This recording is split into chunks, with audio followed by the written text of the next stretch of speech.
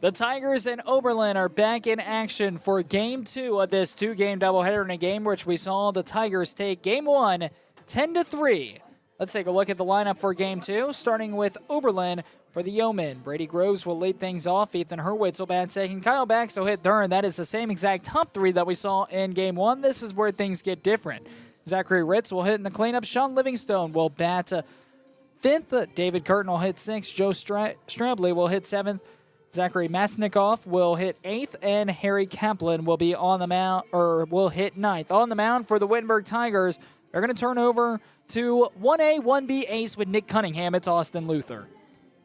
Yes, Austin Luther, obviously one of the best pitchers you'll see around. Guy that has plenty of rewards back in his day as sophomore season. We've talked about he was junior year, he was injured, but he's back this year pitching as good as ever. As the Tigers are looking to finish the sweep off today. Austin Luther will take the bump for the Wittenberg Tigers. Luther has been one of their go-to guys this season. He has pitched Game 2 of those doubleheaders that Wittenberg has played in. This will be his 8th start of the season, 8 appearances as well, 3.69 ERA through 39 innings on the dot. Opponent's batting average against Luther, just .240. So here comes Brady Groves to lead things off. Groves the leadoff man, and as he showed in game number 1, he is pretty aggressive at the plate. Would expect him possibly to be swinging first pitch, as he is, and he'll hit a line drive into left center field. It'll drop for a base hit as the senior Mitch Macy will come over, will cut it off. First pitch and a leadoff single for Brady Groves. As you just said, Mitch Macy getting the start out in left field in game number 2. Rocker Royer is moved to the DH spot with Matt Moore getting the break for game number 2, getting the rest day.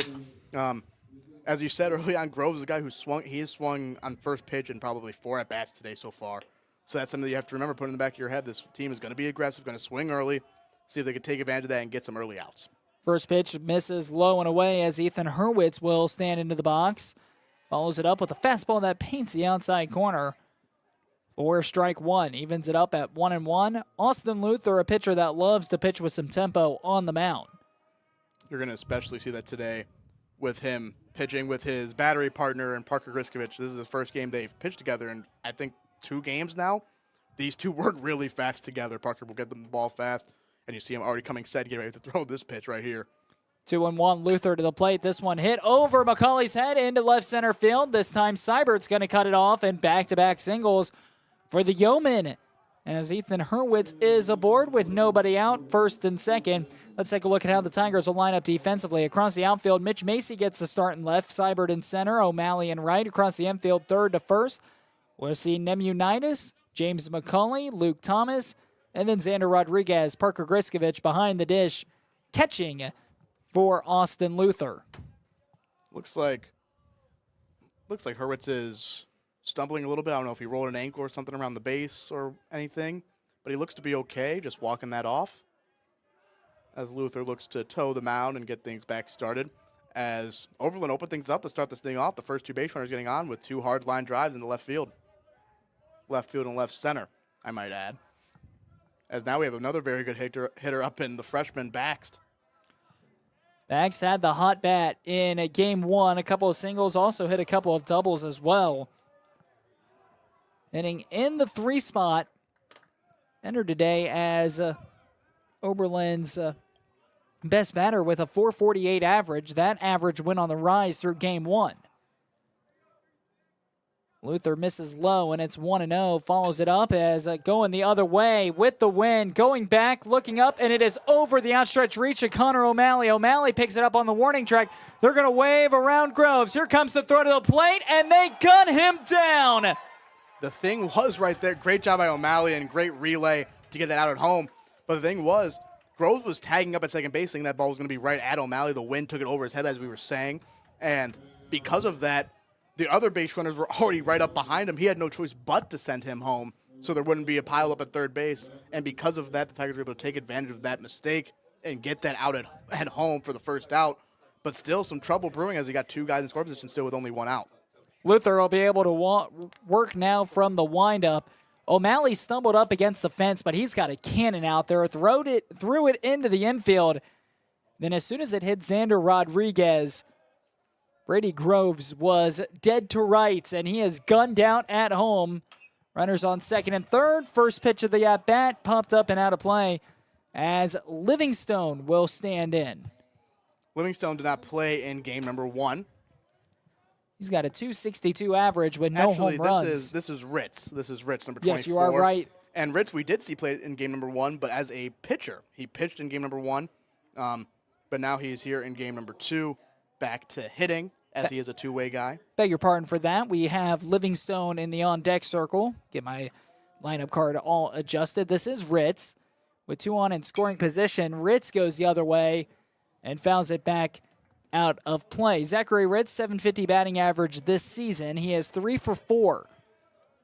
1 home run and 3 RBIs. Luther doing a good job getting to 0-2 right here. See if he can get a strikeout or a pop-up, not let that run score on a sac fly or a ground ball. 0-2, the pitch. Swing and a miss. Struck him out. Ritz batting cleanup after only 4 at-bats on the season. That's his 5th, and he strikes out swinging on a breaking ball by Luther.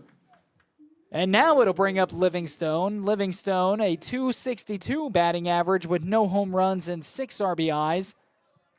A chance at 2 more here and a huge opportunity for Luther to try to work himself out of a jam. First pitch fastball outside, ball 1. Huge strikeout right there from Austin Luther. You saw him get amped up knowing that obviously the first 3 batters were able to put pretty good content on him. Him getting that strikeout right there to now put himself in position to hopefully get a 0 out of this inning. 1-0, the pitch. Fastball misses away again, and it's 2-0. Packed house here at Carlton-Davidson Stadium.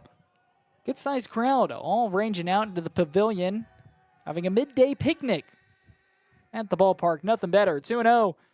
Fastball this time got the outside corner for strike 1. Got plenty of alumni down there. Was able to go down there and say hi to some former teammates, guys like Max Monachino, who we might be able to get to talk to later on in this game. Carson Rangel, Justin Maynard, Connor Goss, Ian Ash. Great to see the guys around supporting the Wittenberg Tigers baseball program still as alumni. 2-1. Fouled back, and it's 2-2. Sean Livingstone getting the start at catcher today in game number 2, taking the place of Anton Shelton, who caught game 1. 2-2, 2 on, 2 out. The pitch, swing and a miss. Back-to-back strikeouts. Griskovich and Luther are fired up. Oberlin strands 2, and they are held scoreless. We head to the bottom of the first. Tigers coming to the plate for the first time in game 2 after holding them scoreless in the top half of the inning.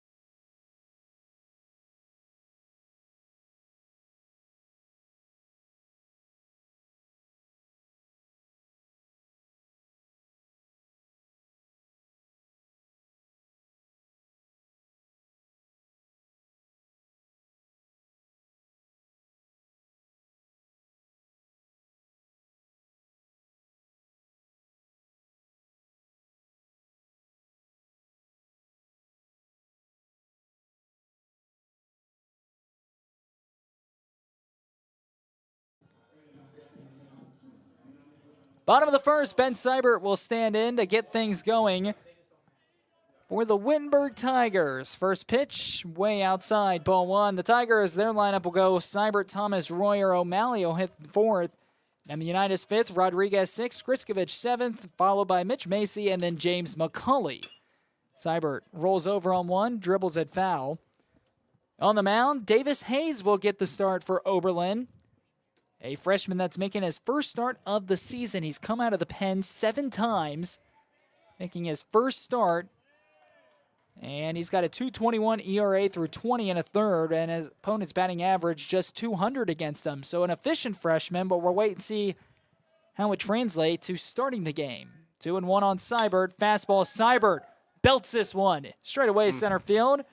And the center fielder, Masnikoff, will track back to the warning track and will make the grab for out number 1. Great piece of hitting right there. Nothing you could do. Hard line drive to center field.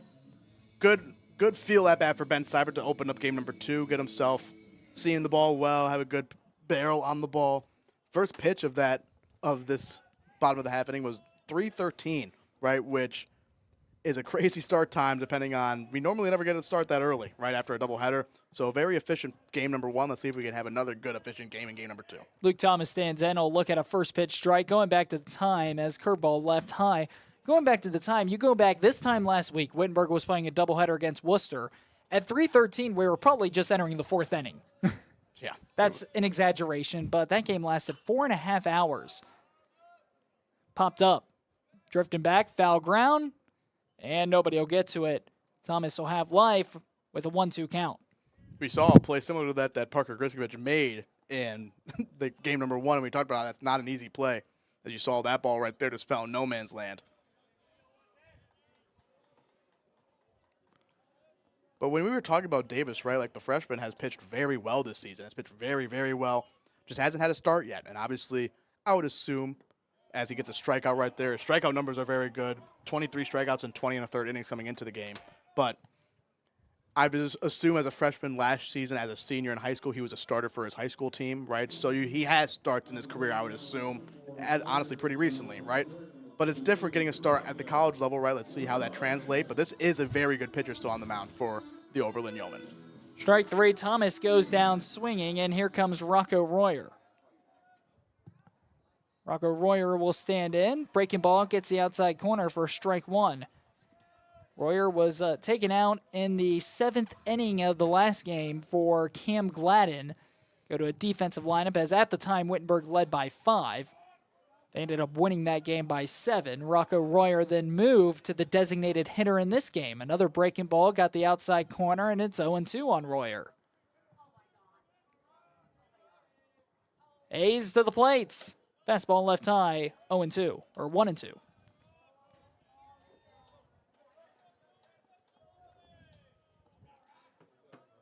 Hayes also a pitcher that will want to move with some tempo. 1-2, gets his sign, comes to the plate. Breaking ball got away from him. Tried an outside slider, but it started in the left-handed batter's box and then broke behind. Way off the mark, 2-2. Rocco Royer looking to get things started here with 2 outs. Get that first base runner on, maybe make something happen. 2-2. And a fly ball out to right field. Wind blowing that way.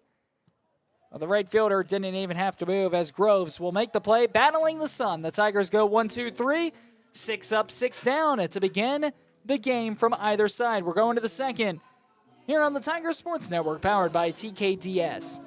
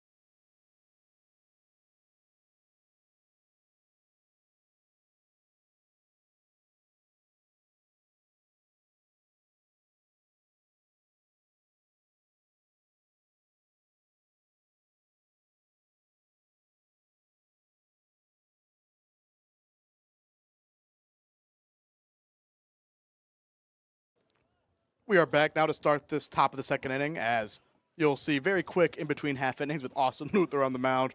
Very quick with his warm-ups. Will usually not even take all the warm-up pitches that he gets either. Wants to get out there, wants to pitch fast. He's a tempo guy, and nothing wrong with that. First pitch slider, belted into left field, and a leadoff single. That's going to be the fourth hit of the day for Oberlin. And for the second consecutive inning, the leadoff man is on after one pitch. That time it's Curtin reaching abroad, and here comes Strabley to the plate. Luther, being a guy who has pitched in the NCAC for a while, has been a very good pitcher. They know that this is a guy who wants to work fast, command the strike zone, and Oberlin, being a team that's going to swing early as well, is trying to take advantage of that. Luther will leave a fastball upstairs, and it is 1-0. For that first inning where they got 3 hits, an extra base hit, 2 hard line drives, that's an inning right there where you shouldn't get a 0 out of it. The fact that the Tigers were able to get that 0 was huge going forward. Let's see if they can continue to play good defense and get another 0 on the board, as it looks like they're trying to bunt here, move that guy in the scoring position right away, as they're having success hitting Luther early. So they're thinking, get that guy in the scoring position right away and maybe score a run afterwards. Strabley pulled back, and the fastball was left low. It's 2-0. This time he'll lay it down the line, but foul. As Luther starting to work his way back, 2 balls and 1 strike. Curtin, the base runner on first base. Strabley had a pretty solid game in Game 1. Reached base a couple of times. And it's 2-1. Strabley in the last game hit 8th. Him and Zachary Masnikoff switch positions. Checks back David Curtin. Curtin's back safe.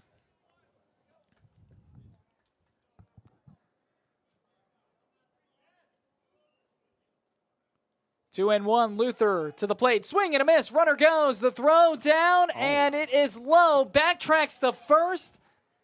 And Curtin will dive back safely. A rare occurrence that you don't necessarily see. The ball was in the dirt.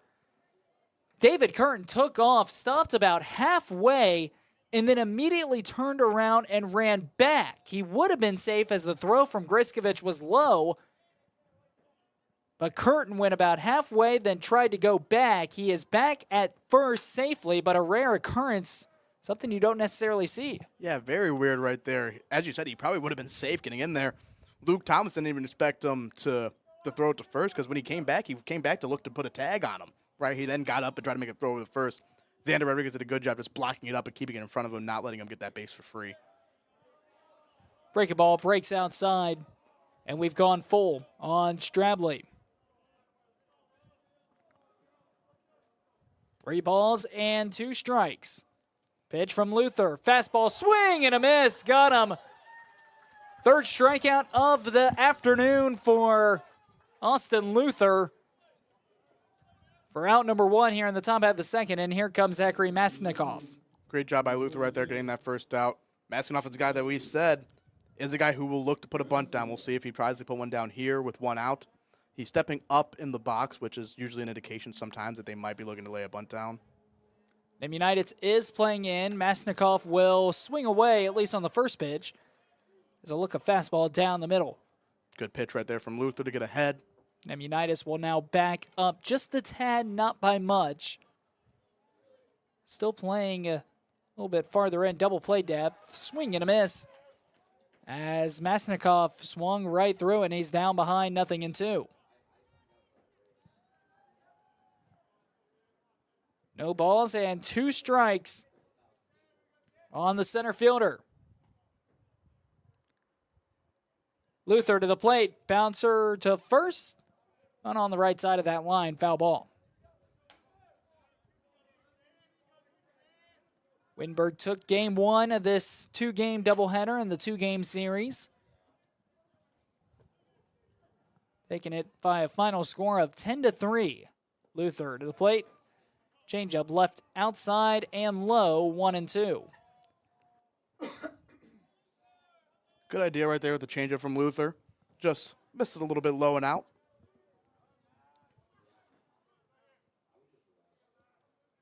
One ball and 2 strikes. Luther to the plate. Fastball just missed, and it's even at 2. Good battle here by Zachary Masnikoff, the number 8 batter in Oberlin's lineup. Harry Kaplan stands in the on-deck circle. The 2-2, breaking ball, fouled back. We'll do it again. Great at-bat right here by Maskinoff being able to take this at-bat deep, see some pitches, see if Luther can try to put him away here on this pitch, maybe even get a ground ball, turn 2.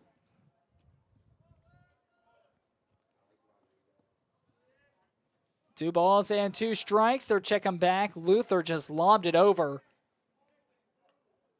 As Curtin was getting a big jump over there. He's already taken off once since he's reached first base, but he backtracked and went back to first. Hit on the ground, another foul ball.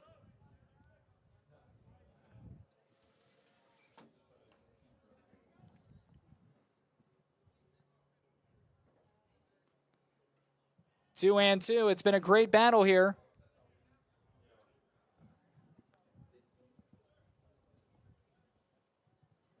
The pitch from Luther, and another foul ball. We're due the 2-2 again. Really good at-bat right here.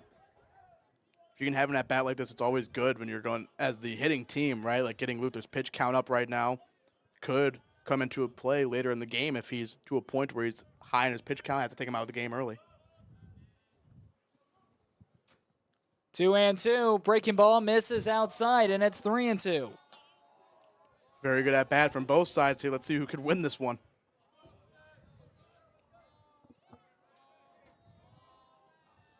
Three balls and 2 strikes on Masnikoff. The pitch. Liner foul. We're due the 3-2 again. It has been a terrific battle between these two, Luther and Masnikoff. I would absolutely love to see the amount of pitches that have been thrown this at-bat. It's definitely certainly in double digits. 3-2, Luther to the plate. Ball 4, it's in the dirt. A tremendous battle, battling all the way back down 1-2 by Masnikoff. Will draw the 1-out walk, and now there's 2 on with 1 away, and here comes Kaplan. That's a very, very good at-bat right there. We talked about, right, like, let's say that was a 12-pitch at-bat, 11-pitch at-bat. That can make a difference, and if we're in the 6th inning and Luther being at 70 pitches versus 85, right, like that little difference can make a big difference if we get later into this game and we have to decide if we're going to a bullpen arm or not. And he ended up winning the battle as well, so he is on. Bouncer to first. Rodriguez, 3. Throws to McCauley. It's under his glove. A run will score for Oberlin. Oberlin strikes first. It could have been a double play. Rodriguez left it low. McCauley couldn't glove it. It goes into left field for Macy. Runners will stay put except for Curtin. He will come across and will score. Now we will see Masnikoff at second. We'll see Kaplan at first. And Oberlin will take the early lead off of the air by Xander Rodriguez. Just a little too low for McCulley right there. Tried to pick it out of the dirt. Just got under his glove. As we talked about early on, the struggle for Wittenberg early this season was the little mistakes, and so far that cost the first run of this ball game. As Charlie Schaefer, who we just saw last game, will go out there, look to just get throwing a little bit, stay hot just in case if necessary. This could also be because he did keep his pitch count low in the previous game. He is available for this game, but you don't want to let him go cold. So it could just be a bullpen session to keep him warm if he were to have to come into this game early on. Exactly. You don't want to have Charlie have to sit out there after pitching and have to sit a couple of hours and then not be ready and be like sitting down and get cold. So having him being hot and ready out there, like a Little Caesars pizza. Dribbler to third. Nemunitas has it. 5-4 across the diamond to Rodriguez. He is safe. Groves will beat the throw. They get the fielder's choice at second for out number 2 in the inning, and they're on the corners, and here comes Hurwitz. Good speed right there from Groves to beat that out and make that a fielder's choice and give Hurwitz a chance now to bring in a run right here and get 2 on this inning. Luther going to have to do everything he can, along with the Wittenberg defense, to prevent that from happening. So Hurwitz will stand in with runners on the corners and 2 put away. Griskovich will come out, will give his sign on a first-third situation. Especially Groves. We just saw the speed that Groves has. There's some speed over at first base that Oberlin could be trying to utilize. As he goes, first pitch, Griskovich will throw through, and it is a steal and stop. They're going to try to play to run. Now they're going to come back home to Griskovich, and they got him in a run down pickle. Throws back to Nemunitis. Nemunitis giving him chase, throws to Luther. Luther tags him out, and the inning is over. It was supposed to be a steal and stop situation to score a run. It did not work. Wittenberg was not phased, and runner is tagged out at home. Second runner that has been tagged out at home for Oberlin, and the side is retired. Wittenberg, though, down by a run. That is something you will see a lot with 2 outs, first and third. We've talked about in the past. See it come to fruition right there. Steal and stop. Try to steal a run right there. Interesting, in my opinion, right early in the count. You have a good hitter up right there with 2 outs. Early in the game, just let him hit, in my opinion. Regardless, that is something that Wittenberg practices all the time against good teams, like a team like Wittenberg, right? Other top teams around. You're not really going to be able to steal runs like that all that often. I would have just let your guy hit right there. Regardless, Wittenberg will take the free out and get out of that inning with just 1 run being scored. We're heading to the bottom of the second. 1-0 here on the Tiger Sports Network, powered by TKDS.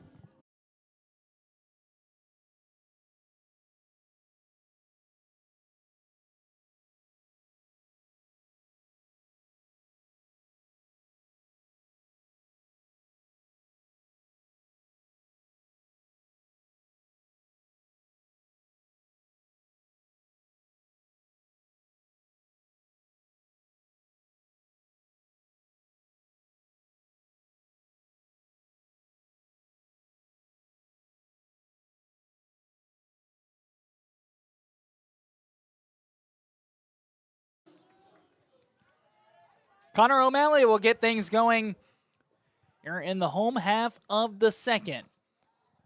Wittenberg in game 1 went 1-2-3 in the first and then answered back with 3 in the second after a 2-run RBI double with 2 outs by James McCauley.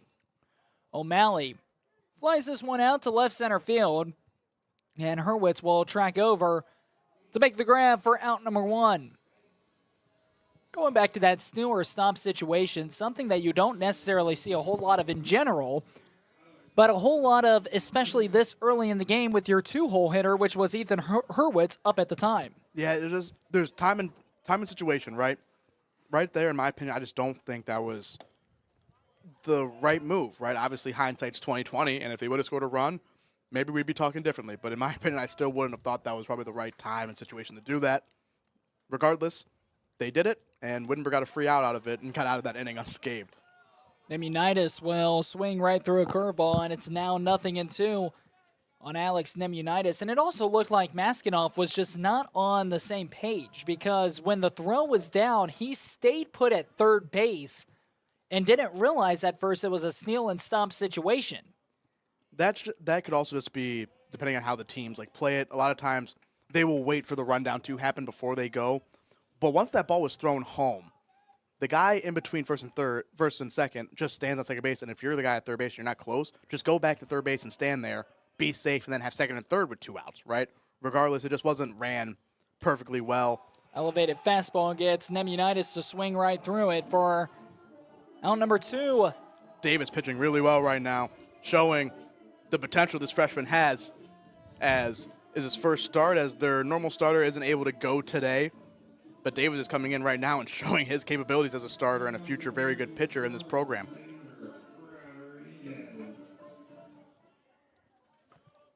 And here comes Xander Rodriguez. Breaking ball gets the bottom half of the zone for strike 1. Now right here we got 2 very good freshmen battling right here. 2 guys that you could see battle for years to come in the NCAC. Fastball left outside. Rodriguez will watch it. Second strikeout of the afternoon for Davis Hayes. 1-1 on Rodriguez. Rodriguez tops it. Ground ball to shortstop. Ate him up a bit, and Rodriguez is going to fly in safely to first base. The nasty spin right there, just hopped up on him last second. We saw a similar hit out for LT when he had a little dribbler like that in between the hole. That one was just at the shortstop and it hopped up and hit him right in the chest. And Dan was able to get on with 2 outs to start this thing off. So Xander Rodriguez will reach base.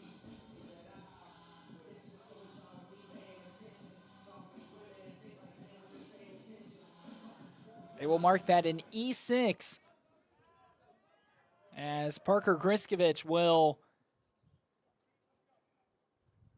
stand in the batter's box. And first pitch fastball will hit the corner for strike one. 0-1 now on Griskovich. Xander Rodriguez will get his lead off of a first as Griskovich delivers one into left field, reaching up, making the grab for out number 3. It was a long way to run for the left fielder, Ethan Hurwitz, and Hurwitz will make the play. Inning is over. We'll be back here on the Tiger Sports Network for the top of the third, powered by TKDS.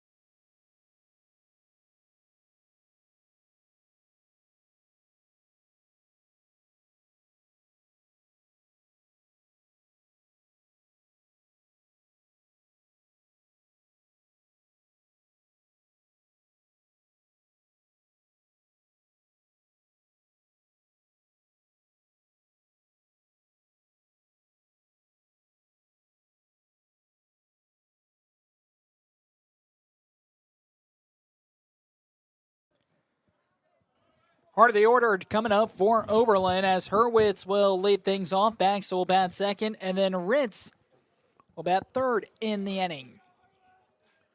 Hurwitz singled his last time around, and he was the batter in the batter's box to end the top half of the second as he'll be plunked. He'll head on down to first. But remember that steal and stop, the out was at the plate, so Hurwitz will stand back in for another at-bat.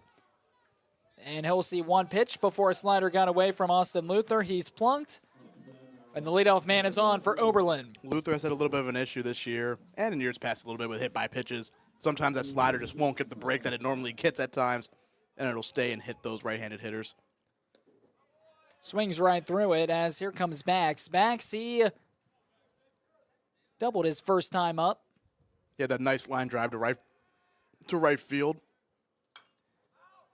That was the play where Groves got gunned at the plate.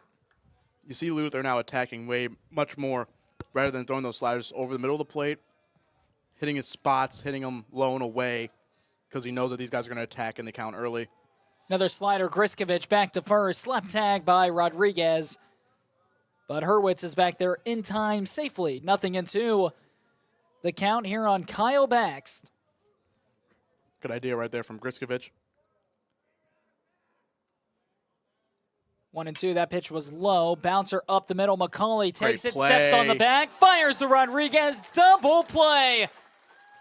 McCauley, the dribbler, took it right up the middle. McCauley was there, was able to step on the back in the process for one. Fires to first, a 6-3 double play for the Wittenberg Tigers. And now that'll bring up Zachary Ritz, the designated hitter, who was a strikeout victim his last time round.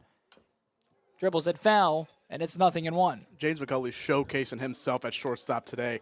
Not only that, I think he had 2 hits in game number 1, just showcasing the player that he is. And defensively, he's just been outstanding today. 0-1, off speed, got him swinging, and it's 0-2. Here on Ritz, who is 3 for 5 on the season. Getting the at-bat today in the cleanup spot. Here is the 0-2. Breaking ball. Strike 3. Backwards K. Got him looking. A beautiful slider there by Austin Luther. And the side is retired. Tigers coming to the plate. Still looking for their first hit as they trail 1-0.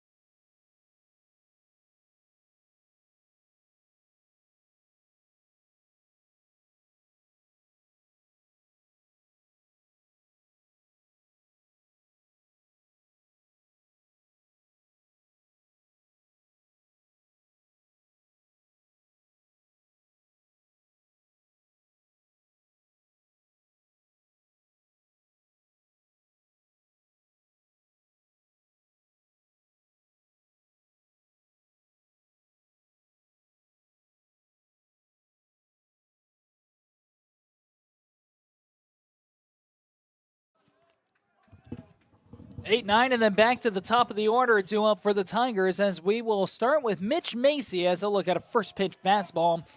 I got the upper half of the zone for strike one. Mitch Macy, a senior, getting the start in game 2 for senior day. 125 batting average on the season. Jammed him a little bit. Out to shortstop, hit into no man's land. No throw. Mitch Macy is safe. It was hit in no man's land. Hayes was able to jam Macy, but Macy able to hit a base hit up the middle where the shortstop, Harry Kaplan, was not able to get there in time. Then the second baseman, Joe Strabley, got there way late, and it's a leadoff single there for Mitch Macy. Good job by Mitch to get that first hit in the hit column for the Wittenberg Tigers, getting that first leadoff runner on now with James McCulley to follow. McCulley's had the hot hand. Mitch Macy with some speed over at first as well. That is Macy's second hit of the season. He is 2 for 9.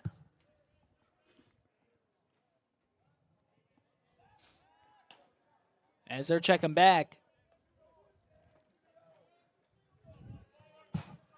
Nothing in one here on James McCulley. And the hot bat in game 1, looking to keep that going. Already had a great defensive play. And fastball misses away, and it's 1 ball, 1 strike. We got some crazy fans out here today. One of Wittenberg basketball's very own Tanner Cooley wearing his 37 chest paint out there for senior day for Austin Luther. Shout out to Tanner Cooley, and shout out to the Wittenberg basketball team, one of the most historic programs in NCAA basketball. Had a terrific year this season as well. 2-1 on James McCulley.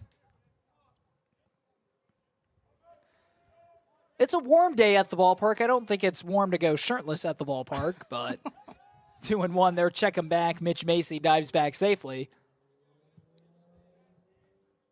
Significantly warmer than what we've had over the last couple of weeks.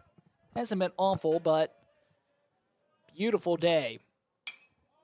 McCulley flies one out into shallow center field. Center fielder was playing back. He's got a long way to go. He'll make the grab. Macy will retreat back to first. And that's out number 1 in the bottom of the third. We go back to the top of the order, and here comes Ben Seibert. Seibert put a good charge into the ball to lead off the bottom of the first. It was a fly out to the center fielder, but he was able to barrel it up, and Seibert, after struggling in game 1, certainly was a great sight to see him finally get a barrel on one. Oh, yeah. Of course, always good to see barrel at times, right? Obviously, you're not happy with the result. You have to know the process, right? Get barrel on ball, And just like that, it'll get a base hit right after, right? That's the little stuff that matters. And Mitch Mace with a great read, getting first to third as he slides in and will be safe. Ben Cyber with a good read, seeing the throw and advancing to second. And now you have two guys in scoring position now with Luke Thomas to follow, hoping to scratch that run column and make this ball game tied or take the lead. First pitch swinging, Ben Seibert ropes one down the left field line. He'll get 2 out of it. A great read, as you mentioned, by Mitch Macy. He'll go first to third. And 2 runners now in scoring position for the Wittenberg Tigers. And here comes Luke Thomas. You see Oberlin now playing their infield in. We talked about this earlier. They did this. Second base was playing a little bit farther back with the lefty up, right? So they're going to do whatever they can to try to prevent this run from scoring, thinking that they can keep this game close. Thomas stands in. He was a strikeout victim his first time up. Swung at a curveball that broke on top of the turf. A look at a first pitch fastball that missed outside. It's 1 ball, no strikes. Luke Thomas just has to keep a simple approach here. 1-0, and Thomas is... And I believe that hit by pitch right there will set the all-time program record. As you see the dugout Tigers, waving they're for the celebrating. ball. Waving for the ball. There is Luke Thomas, the all-time leader in hit by pitches in Wittenberg baseball history. You see Luke Thomas pointing to the crowd, having a good laugh. So Luke Thomas has now broken a record for most hit by pitches in his career at Wittenberg University. Congratulations to Luke Thomas.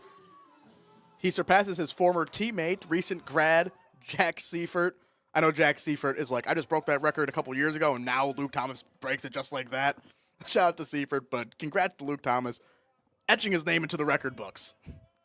As the all-time leader in hit by pitches, don't necessarily know if it's a record you'd want to have, but don't want to have at the same time. It's funny because Jack Seifert is a big man, right? He was 6'6", 250, let's say, in his playing career. Big right-handed hitter.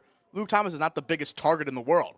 Just is able to sit in there, take hit by pitches, and he's able to break the record. 0-2 as Rocker Royer fouls that one off, flies this one out into center field. It should be a run. Tag it up is Macy. Here comes the throw in. No chance. It's cut off. The Tigers played a run. They tie it up at 1 apiece after a sacrifice fly by Rocco Royer. And here comes Connor O'Malley with 2 away and 2 on, but a chance for O'Malley to do some damage. Great job by the Tigers manufacturing that run right there. Not done yet. Still looking to bring in another one, but great job by Mitch Macy to start it off. Getting that leadoff batter on is so important, right? Same, likewise for defense. It's so important to get that leadoff guy out. Mitch Macy was able to lead off that inning, getting on base.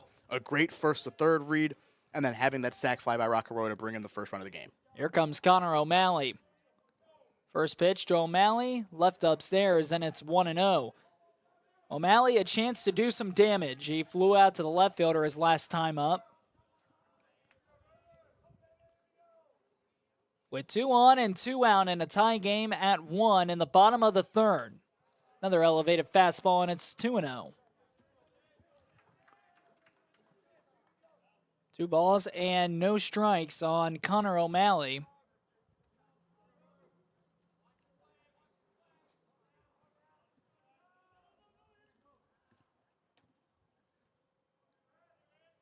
To O'Malley, fastball upstairs again, and O'Malley's worked a 3-0 count. Alex Nemunitis stands in the on-deck circle. Nemunitis leads Wittenberg this season in home runs with 6. O'Malley, a guy right here who doesn't have a red light necessarily. 3-0.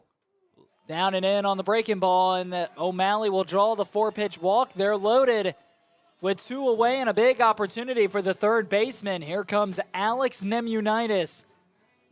We've seen Alex Nemunitis come up a lot in 2-out RBI situations. We talked about that's what the 5 hole's for. 2-out RBI situations, right? And Alex Nemunitis sees himself in this situation right here. Let's see if he can bring in some more runs for the Tigers. Bases are loaded with 2 outs. Nemunitis will stand in. Breaking ball breaks outside. That's now 5 balls in a row from Davis Hayes, the freshman, and the freshman will have to face some adversity. This is his inning, as nobody is in the bullpen for Oberlin. Goes to the windup, misses down and away, and it's 2-0 on Alex Nemunitis. We talked about the difference in starting versus being out of the pen, right? I don't know what his longest appearance was. We'll look at that in between innings, and we'll bring that back to you, right? But we see him start. That's 6 straight balls right there. 2-0. Nemunitis swings at an elevated fastball, and it's 2-1. And that probably would have been 7, right? That's something also for Neiman. You got to be thinking, hey, that's 6 straight balls. Probably should almost be in take mode a little bit, right? But he swung right there to get that strike. Oh, maybe that might be something for Davis to boost his confidence.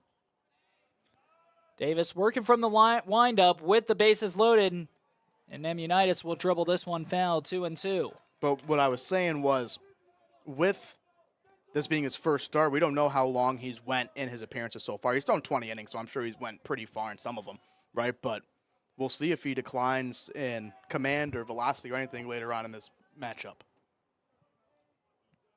2-2, the pitch.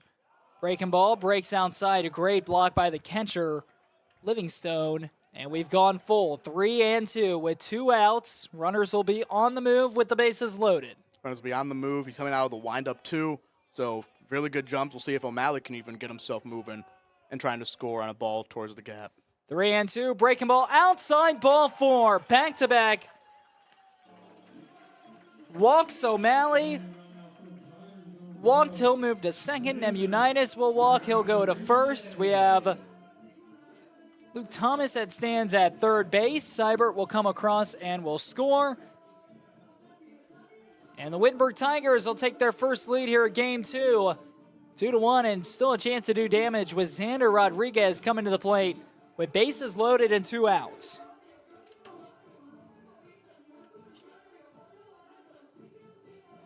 Still nobody warming up in Oberlin's bullpen. We do see some movement down there, but nobody warming up and tossing quite yet. There's just some players. Looks like they're having a conversation in the far corner of the field. We do have a time taken by Livingstone. But here comes Xander Rodriguez. As Xander Rodriguez will stand in with the bases loaded and 2 outs.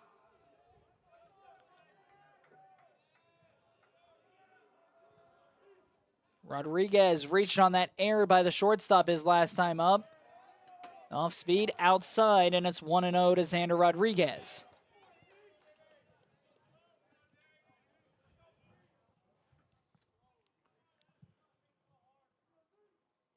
Hayes working from the windup, misses low, it's 2-0. Just has not been able to locate whatsoever. Now we have a couple of Yeomen warming up in the bullpen, just tossing. 2-0. Hayes misses high, and it's 3-0 on Rodriguez. If you're Xander, this is a moment where you should probably red light yourself, obviously, right? Guy has been struggling to find the zone. Force him to throw a strike. You just throw your 2 fastballs here, right? So just see this one through, see how it comes in. There's strike number 1. Now he gets ready to hit. Got the lower half of the zone. It's now 3 balls and 1 strike. Rodriguez in a hitter's count and a chance to do some damage. The 3-1, kicks, deals, delivers to the plate. This one hit pretty well, going back to left field. Left fielder backing up right in front of the track. Will haul it in as Rodriguez just missed it. Just missed the grand slam, but the damage is done. The Tigers get 2 off of 2 hits and a walk that helped them out as well. Tigers take the lead. They lead 2-1 as we head to the 4th.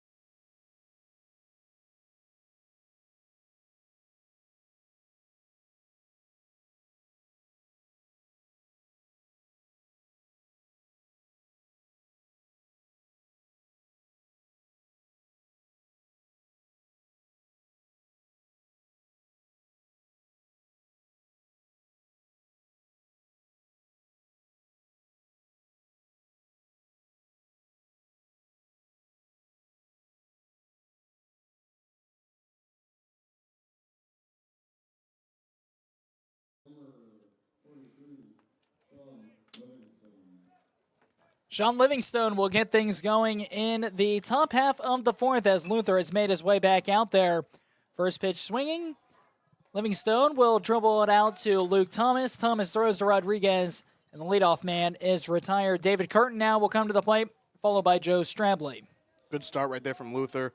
Getting that first out in the first pitch. Look to attack right here again. Trying to be efficient. Looking to have his cleanest inning so far, right? He's only given up one run, but they haven't been the cleanest inning so far. See if he can have a clean one right here. Swing and a miss. Got him on the slider. Started on the outer third of the plate, then broke out. And Luther, using the aggressiveness of the Yeoman against them, comes back with a changeup, and he's quickly ahead 0-2. We do have some action in the bullpen for Oberlin. Here is the 0-2. Swing and a miss. Good morning, good afternoon, and good night, says Austin Luther. 3-pitch strikeout, went back to that slider that broke off of the plate. A quick 2 down now in the inning off 4 pitches. And here comes Strabley.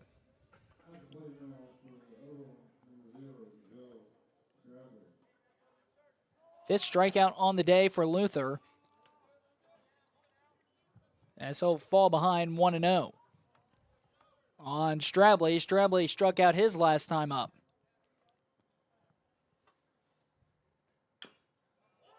And fouled back. Hit him in the box, and it is 1-1. Oberlin got their run in the second. Wittenberg struck for both of theirs in the third. It's 2-1. Oberlin does have some action in the bullpen. Nice slider there by Luther as Luther breaks ahead. Now it's 1-2. 1 ball and 2 strikes. Here's the pitch from Luther. Slider breaks away, 2-2. Good idea right there, ahead in the count, 1-2. 2-2, Luther, slider, check, swing. Did he go? Yes, he did. Luther sprinting off the field, a 9-pitch inning for Austin Luther, and down go the Yeomen, 1-2-3. We're going to the bottom of the fourth. Tigers trying to get some insurance runs here on the Tiger Sports Network, powered by TKDS.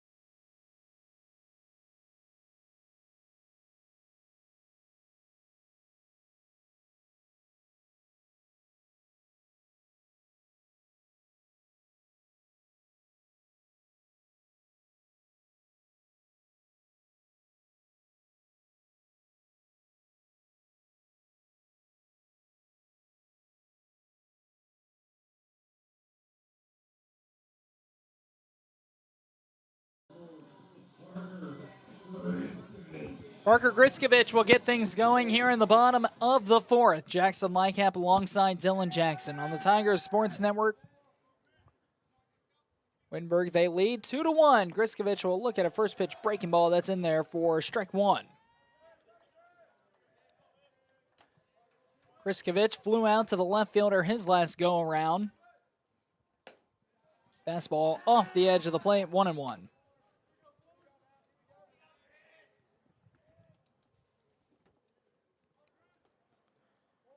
1-1, breaking ball. Got the outside corner. Might have been a great job there by the frame job by Sean Livingstone, and it's now 1-2. Yeah, not the most favorable call right there for Grizz. Here's the 1-2. Down and out, 2-2. Davis Hayes working with a little bit more tempo.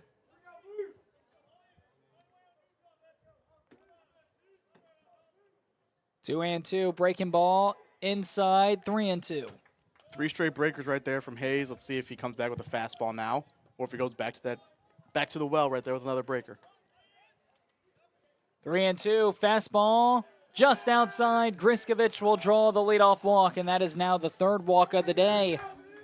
The 3rd walk in the last 4 batters for Davis Hayes. There is action in Oberlin's bullpen. Macy led off this thing, got that first run, started for the Tigers. I think he was the leadoff guy to get on and then score the first run. Let's see if he can get things going here again with the runner on base. Macy squaring around to show bunt. Fastball misses high as he'll pull back, and it's 1-0. Oberlin there without their ace pitcher, Jay Aganya, today. Reasons we will not say over the air. But Oberlin is without their ace pitcher and their star pitcher for today's broadcast, or for today's doubleheader. Ground ball down the line. Picked up, their tag Macy out, 1 away. But Griskovich advances 90 feet up to second. So a job well done on the sac bunt by Mitch Macy. It puts a runner in scoring position for the Tigers, and here comes James McCauley. Great job by Mitch Macy, right? Having 2 phenomenal at-bats so far, leading off the inning, scoring the first run, and then doing his job right there, getting the sac bunt down for a guy like James McCauley, who has plenty of RBIs on the season so far. Let's see if he can get himself another. Runner in scoring position is Griskovich as McCauley flies this one out into shallow center field, and it's going to drop. Griskovich will go station to station. He'll go to third. Center fielder Zachary Masnikov was playing way back deep center field. Had to come charging in, couldn't get there in time. It's a single for James McCauley. The 3rd hit of the day for Wittenberg in game 2. And Wittenberg threatening with the top of the order coming up, and runners on the corners with just 1 out. Interesting to see how far back that center fielder is playing at the bottom of the order, right? Able to fall right in between right there and advance to first and third with 1 out now because of it. Seibert will look at a first pitch fastball that misses high, and it's 1-0. We're back to the top of the order. Seibert hit that double his last time up, flew out to the center fielder his first go-around. As they check McCauley back to first. McCauley with some speed in a first-third situation could be ideal for the Tigers. Pitch to Seibert. Seibert will foul it back and out of play. 1 ball and 1 strike now on Ben Seibert.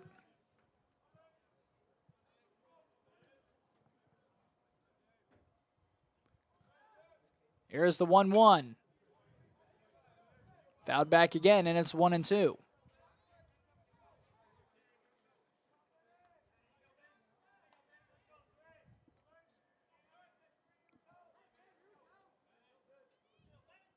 One and 2 on Seibert with runners on the corners and 1 away. Seibert pokes one through the hole between 3 and 4. That'll score Griskovich. McCauley goes to second on a 1-2 count. Ben Seibert, oppo field hitting. He'll get a 1-out RBI single, and the Tigers plate 1 more to make their lead 3-1. That's just great hand-eye coordination from Ben Seibert. Stuck his butt out, just flared the bat out there, and he was able to put barrel on it and drive a run in and a line drive to right field. No one knows what the swing looks like in the scorebook, and we won't talk about it again as he gets an RBI single right there to increase the lead for the Tigers. So now here comes Luke Thomas with 2 on and just 1 away. Back-to-back innings the Tigers have struck for at least 1. Thomas gets a fastball, takes this one down into right field. Wave is on, windmill, chugging home. Here comes McCauley. McCauley will score. First to third goes Ben Seibert. They're on the corners with 1 out. It's an RBI single for Luke Thomas. Great job right there from Luke Thomas getting on top of that fastball, hitting a hard line, driving to right field.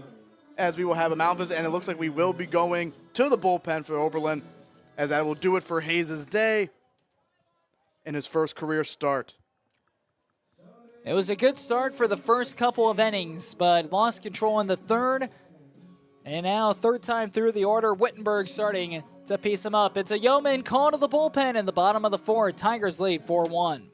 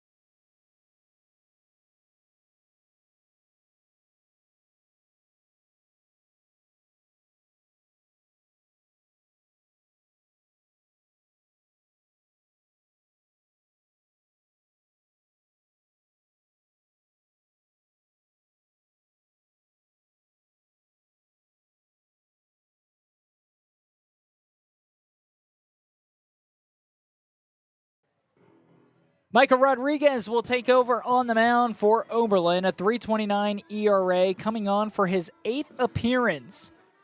13 2/3 of an inning, an opponent's batting average of .235. He's been terrific so far during the first half of the season. He'll have Rocco Royer to lead things off. Runner goes, the throw down, cut off by the second baseman, as Luke Thomas will advance 90 feet, and now 2 runners in scoring position for Rocco Royer with just 1 away in the bottom of the fourth. Tigers, they lead by a score of 4-1. Thomas stands at second. Seibert stands at third.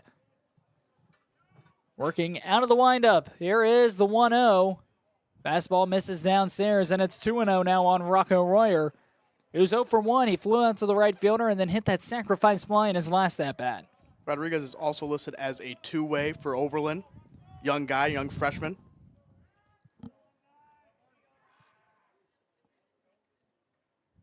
Two and 0, kicks, deals. Rodriguez got the inside corner for strike 1, and it's 2-1. Oberlin playing their infield in again here, seeing if they can limit the damage as much as possible. 2-1 on Rocco Royer. Breaking ball, Royer smacks one into left field. 1 run's going to score. Windmill is on. Here comes Thomas. Thomas coming to the plate. He is safe standing up. A 2-run RBI single off the bat of Rocco Royer on a 2-1 fastball that he drills between the third and shortstop gap. And that will increase the Wittenberg lead now up to 5. Tigers 6, Oberlin 1. And Connor O'Malley looking to add on more. Rocco Royer keeping his fantastic season going, getting 2 more RBIs right there with the RBI single, hard hit line driving to left. As Connor O'Malley will look to keep things going here and scratch more runs here. O'Malley stands in. He flew out to the left fielder. His first at-bat, walked his second at-bat, watches a first pitch fastball that's up in the zone. Royer got that 2-1 fastball right over the heart of the plate, was able to do damage with it, clearing the base paths except for himself at first. O'Malley watches one down and in, 2-0. Good hitter's count right here for O'Malley. See if he can get himself a pitch to hit and do damage to it. 2-0 to O'Malley. Breaking ball got the outer third of the plate. 2-1. Good pitch right there from Rodriguez. Good little backdoor breaker.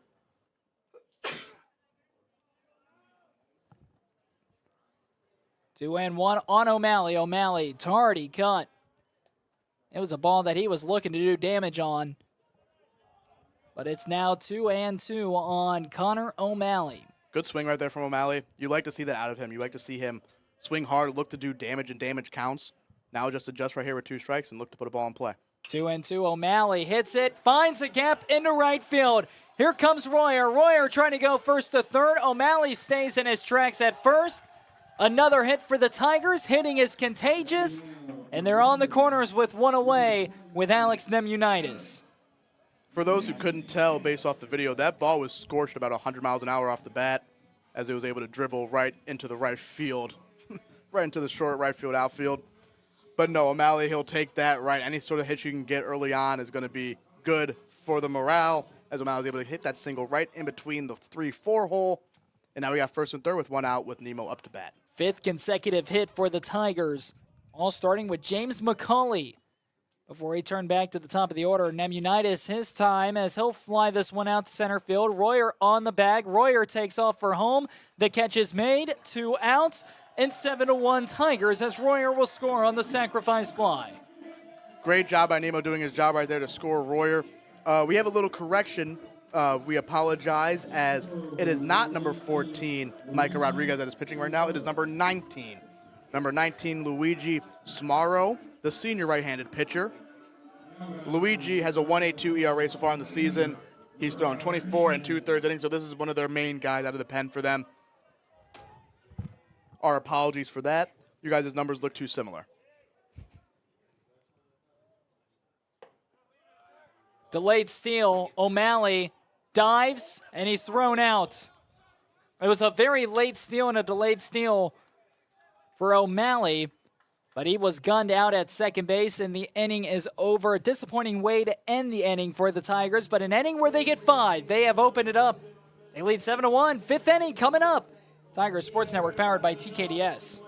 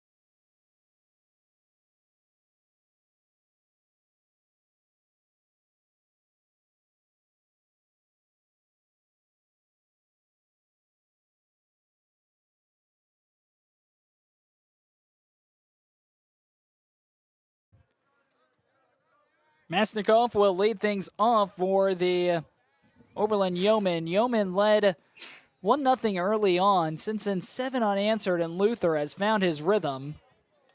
Maskinov worked that double-digit at-bat to draw the walk in his first at-bat. Squares around for bunt. He'll pull back. Ball 1-0. Luther follows it up with a fastball that's fouled away, and it's 1-1. In their first at-bat against each other, they had that real long at-bat, about that 11, 12 pitches. Luther looking to attack here. Maybe have this one be a little bit shorter. 1-1. Left outside, and it's gone 2-1. Tigers open it up with 5 in the bottom of the 4th. There's a point where they had 5 consecutive singles with McCauley, Seibert, Thomas, Royer, and then O'Malley. And that foul ball right there squirted over to the third base dugout. Andrew Kirkpatrick made himself a hell of a play over there. Great play by Andrew Kirkpatrick, showing off the soft hands.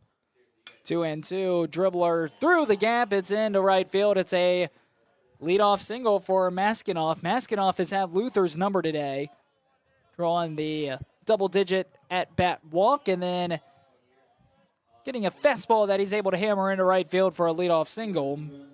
Here comes Kaplan. Yes, very good at bats by the junior Maskinov, the center fielder. having two very good at-bats against Luther so far. Luther works from the stretch. First pitch fastball. Kaplan's able to foul it off. Hit him in the box. Kaplan reached on an error his first at-bat. There's a throwing error from Xander Rodriguez. 0-1.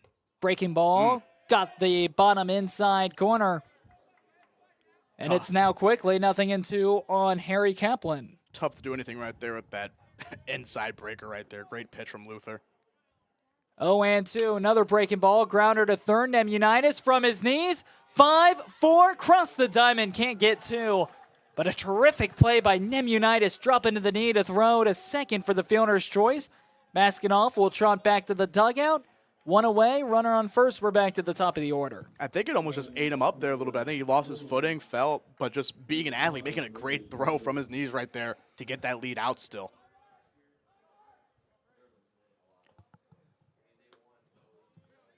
Slider will break a bit too far. And it is a 1-0, a gorgeous day at Carlton-Davidson Stadium.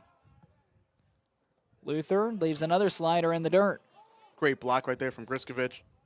You know, you take it for granted when you see a guy who just blocks everything up. We've seen very good catch play on both sides today, right? So you take it for granted the amount of work they put in back there to not allow pass balls and any free bases like that. Luther inside fastball, and it's now 3-0 on Brady Groves. Got to look to attack here. Don't want to give up a free pass and let a guy in scoring position. 3-0 fastball right down Broadway for strike one.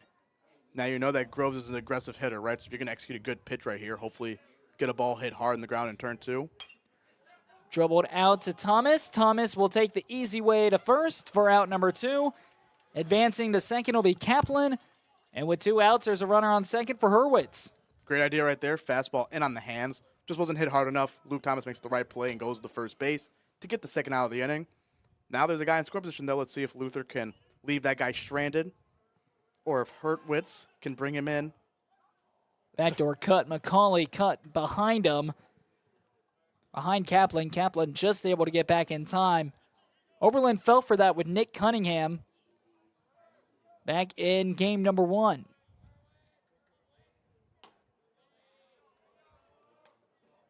Fastball misses away, 1-0. Hurwitz has reached both times today. Singled in the first and then was hit by a pitch. Dribbled down the third base line. Nemunitis has it, fires to Rodriguez. Side is retired. Middle of the fifth, home half coming up. Tigers, they lead 7-1.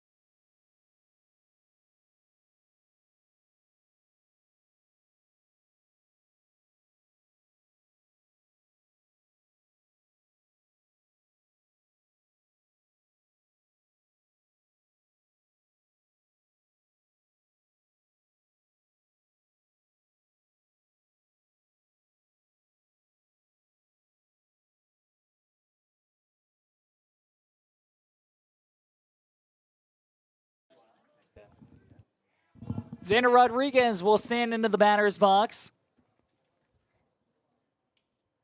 As I look at a first pitch fastball that's outside, Luigi Smaro on the mound for Oberlin. Back out for a second inning of work, 1-0. Rodriguez tried to turn on it, but he swung late, and he follows it back. Luigi gets himself a clean inning right here. He came in with some runners that weren't his responsibility in that first inning of his appearance.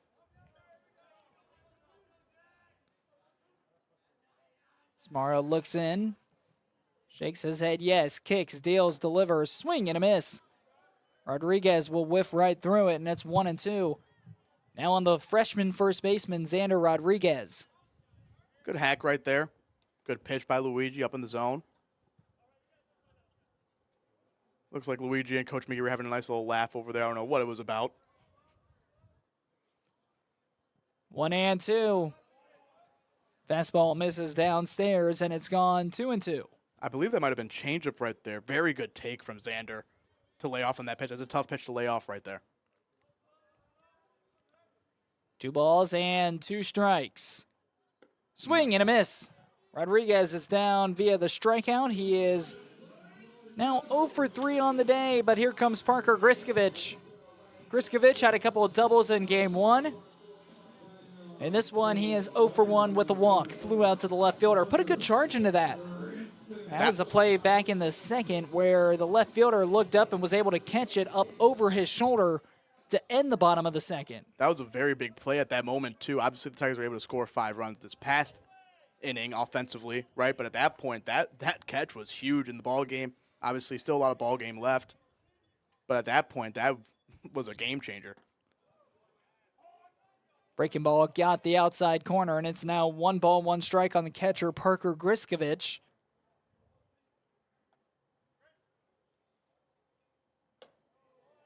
Follows up with that same breaking ball, but it's left high in the zone, 2-1.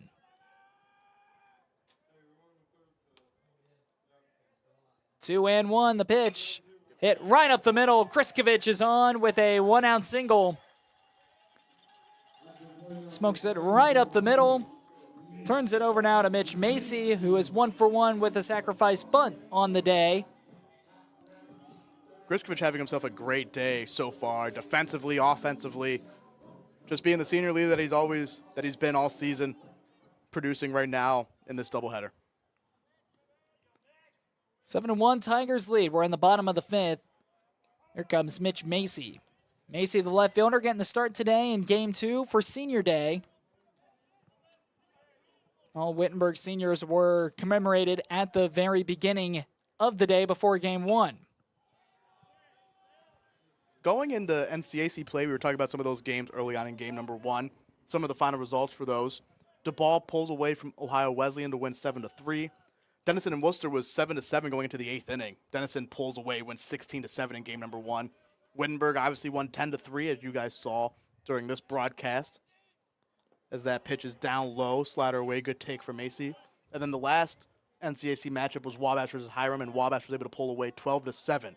All the games are in game number 2 right now. We'll try to give you an update on those as well. 1 ball and 2 strikes. Here is the pitch. Slider popped him up. Drifting back into foul ground. First baseman backs up, backpedals, makes the grab for out number 2. 2 away, and here comes James McCauley. McCauley singled his last time up. Griskovich stands at first base. McCauley had the hot bat in game 1. Reached base multiple times. It's been a great day offensively and defensively for James McCauley. Very good day for James McCauley. He's been really turning it on here as of recently. Let's see if he can continue that as he fouls that one hard down the right field. Will bounce up off the pavilion's roof and over the fence of the entire stadium and roll towards Buck Creek. 0-1 now on James McCauley. Parker Griskovich standing off first base. They're checking back. Just lobbed it back over to first. Griskovich able to get back in time. Not much of a base stealing threat over there at first base. Just keeping him honest over there. You see Grizz leaning all the way back at first saying, don't throw it over again, man. I'm fine. 0-1, Macaulay goes the opposite way, hit on a line to the right fielder, and tracking that one down is Groves. He'll make the grab for out number 3. The side is retired. We're going to the 6th. Tigers, they lead by 6 here on the Tiger Sports Network, powered by TKDS. Also coming into this top of the 6th inning, we will get a little bit of an interview with former Wittenberg Tiger and alumni Max Monachino, as he will be on to answer some questions from Jackson Lightcap.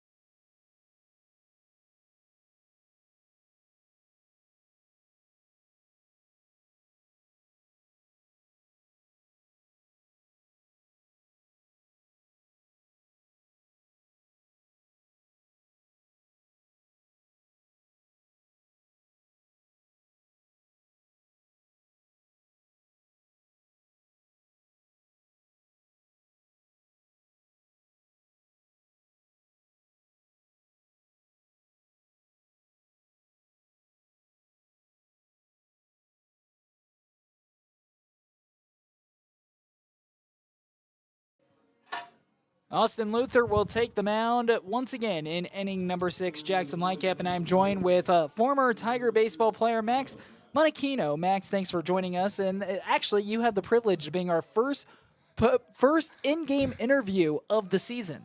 Yeah, thank you very much for having me. It's great to be back at Carlton-Davidson Stadium, seeing the boys out here competing, especially in NCAC conference play and everything. Macaulay will smother the ground ball, throws across the diamond of Rodriguez, and a quick one-up, one-down for Austin Luther, who's found his groove as of lately. Max, you were part of the historical team last season for the Tigers' most win in program history with 32. What was the vibe surrounding this team, and what was it like being part of that great historical team from a year ago? Yeah, I think it all boils down, obviously, to the players, but as well as the coaching staff. Coach McGee has done a great job recruiting everybody that's on this team, obviously, currently, as well as my class and the other classes. And I think it just says a lot about this whole group as takes sacrifice for guys that are here just for the right reasons and everything. And I really think Coach McGee and the coaching staff's doing a really great job at just building that culture, honestly, because everything comes back to culture and just how the team interacts with one another, and that comes, obviously, wins come out of that and everything. Base hit there by Zachary Ritz. Ritz stands on first with one away, and that'll bring up Sean Livingstone. And Max, you graduated last year and also winner of the Red Mauer Award as well. Tell us a little bit about that. Yeah, so that award goes to somebody that exemplifies the character on the baseball diamond as well as outside of the baseball diamond. And some other notable winners have been Jack Seifert in the past, as well as Tanner Burrows. And honestly, everything just goes back, like I was saying, to the teammates, because obviously it all just comes around with the team and everything. So it's definitely been great. The brotherhood here is something that is, right when you get on campus, day one, is just something that gets instilled with you. So it's definitely been great. I love just coming back, cheering on the guys and everything. Luther pops him up, drifting back to the left side of the infield as Nemunitis now trying to backtrack, finds it, but he could not. Now we'll just have to scoop it to Thomas. The force at second base, and the Tigers will get one in that situation. It just wasn't caught by Nemunitis or Macaulay. Both of them lost it up in the air. They will toss and get the fielder's choice, and that should be bringing up David Curtin. And now, Max, we're down to our final out here in the top half of the 6th. Tell us what it's like to be a Wittenberg alum, and tell us what it's like to be back here at Carlton-Davidson Stadium to watch your former team. Yeah, Wittenberg's been great to me. Everything I've done after Wittenberg has all just been because of Wittenberg and everything. And I just love to get back here. Carlton-Davidson Stadium, especially on a Saturday when senior day, but any other, especially conference series. A lot of great fans. They get rowdy, which is great. Fly ball out to shallow left field. Macaulay tracks back. Will make the play. And real quick, Max, before we let you go, one last question. Do you miss playing? I definitely miss the brotherhood here. I do miss playing, definitely. Just getting out there, obviously doing what I love. But it's definitely great to see younger guys stepping up, making plays and everything. And I'm definitely a proud alumni, and I can confidently say that other alumni that I've interacted with, they're all proud of this program and what everything that Coach McGee and the staff have done. So thank you, Jackson, as well as Dylan, for having me. And it's been a great honor to be here and everything. And I just want to give a shout out to the whole broadcasting crew here. I know a lot of alumni as well as families listen to this every weekend as well as during the week. And it's definitely one of the top broadcasts in D3, and I'd even put it up there with D1. So thank you guys very much for having me, and Tiger up. Once again, that is a former Tiger alum. That is Max Monachino. We're heading to the bottom of the 6th. Tigers lead 7-1. Dylan Jackson back when we return.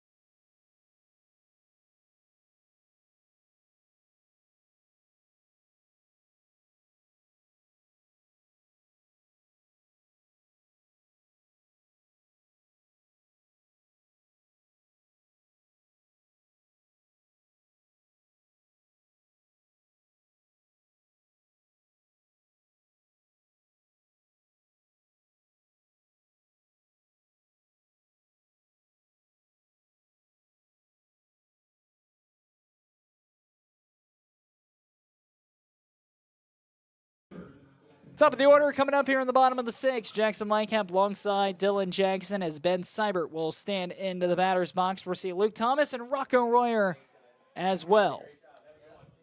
Looks at a first pitch fastball down the middle for strike one. Tigers lead 7-1 after that big 5-run inning in the 4th. Seibert opposite field, base hit into right field. It drops. Seibert takes a hard turn at first. He'll retreat backwards. But it's a leadoff single there for Ben Seibert. And now Seibert, after we talked about him earlier in the broadcast, struggling in game 1. He now has his 3rd consecutive hit, a double, and now back-to-back singles. Great piece of hitting right there from Ben. Going backside, hard line drive. Way to lead off the inning as well. The top of the order doing what they're supposed to do, leading it off right there. And now you got 2, 3, 4 following. Also, just want to talk about great to have an alumni like Max Monachino back. Max Monachino is a guy who I grew up with, right? We're from the same hometown. I've been playing baseball with that guy since we were 9 years old, right? It's always good to see Max, and just a great person overall outside of just the baseball field as well, as he was the recipient of the Red Mauer Award, which means a lot to this program. Always good to hear from Max. And also, not to mention, he made some history on this broadcast. He is the first player that has had an in-game interview on this broadcast. 0-1. Fastball misses away, 1-1 here on Luke Thomas. Would love to have more of those in the future as well. Oh, yeah. More alumni. If you ever are in town, just shoot me a text. We'll love to have you up here. Maybe one day we'll also be able to get in between games, before a game, we can get a player that's on the field. Like a guy like Nick Cunningham, for example. He pitched in game 1. If we can get him up here and ask him some questions in between and stuff, we'd love to do that as well. Thomas swings through the high heat. 1 ball and 2 strikes now on Luke Thomas. Second baseman, he broke the all-time record at Wittenberg University for hit by pitches earlier in this game. It was his second at-bat back in the 3rd inning. Thomas grounds one out to second base. 4, 6, cross the diamond for 3, not in time. It's a fielder's choice for out number 1. Thomas will take Seibert's place at first. And here comes Rocco Royer.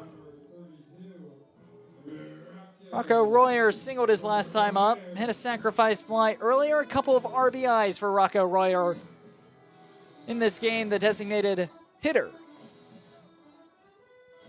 Rocco getting a little bit of break from out there in left field, just gets to come in here and hit. I know he loves that, so.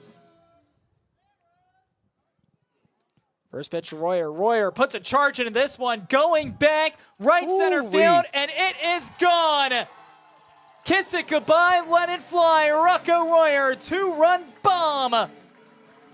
Tigers open up this one.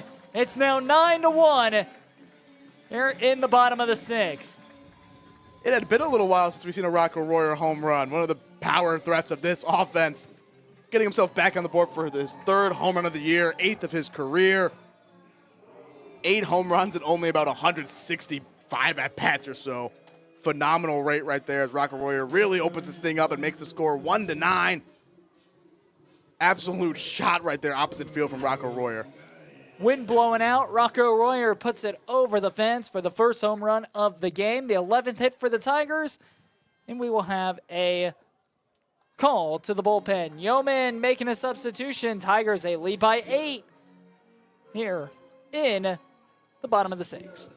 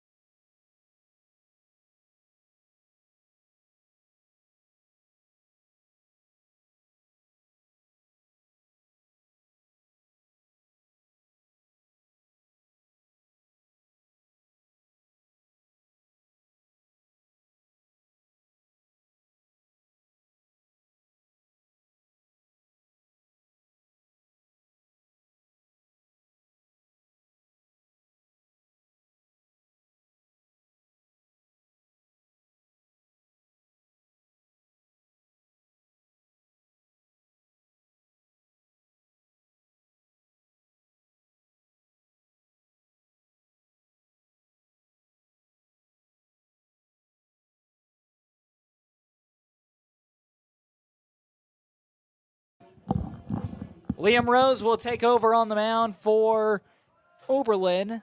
The left-handed southpaw pitcher will come in for the lefty versus lefty matchup against Connor O'Malley. After the 2-run big fly from Rocco Royer, fastball left outside, and it's 1-0. Liam Rose, left-handed pitcher, the sophomore. Big lefty, 6'4", 185. He's made 5 starts this season in his 6 appearances. Has thrown the 3rd most innings on this Oberlin team with 27 2/3. Fastball left high, and it's now 2-0 on Connor O'Malley. 2-0, the pitch.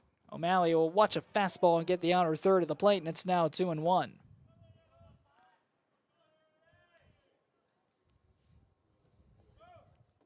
Tigers a lead 9-1. You're in the bottom of the 6th. Rose, breaking ball. Breaks in, got the strike zone just barely, and it's now 2-2.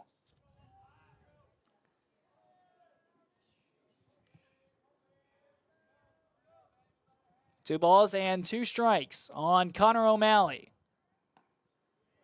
Fastball left outside, and it's now 3-2. Alex Nemunitis stands in the on-deck circle.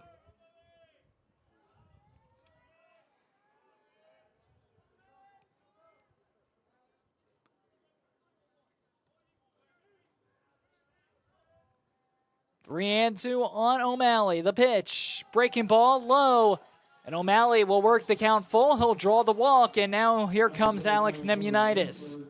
You're seeing O'Malley more and more throughout the season getting on. You're seeing him work longer at bat. You're seeing him work much more walks, right? That's the key for him, right? Being able to get on base when you're not just only getting hits helps you later on for getting hits, seeing more pitches, right? So the more he could do that consistently, the better his numbers will be. Here comes Nemunitis.